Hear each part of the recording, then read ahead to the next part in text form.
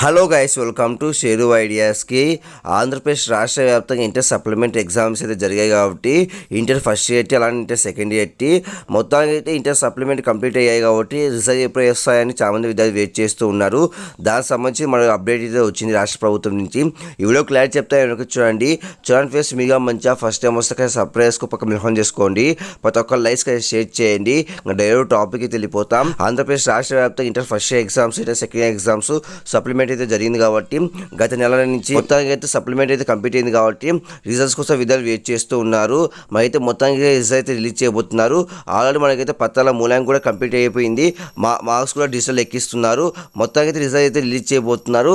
అది ఎప్పుడు అంటే మనకైతే 10వ తేదీ అయితే రిజల్ట్ అయితే రిలీజ్ చేస్తారు. ఈ నెల 15వ తేదీ కానీ 14వ తేదీ కానీ.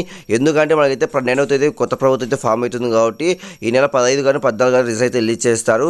చాలా మందికి ఈ విషయం తెలియదు. ప్రతి ఒక్క లైక్స్ షేర్ చేయండి. ప్రతి ఒక్క సబ్స్క్రైబర్స్కు పక్కన మెన్షన్ చేసుకోండి. Thank you for watching. Thank you.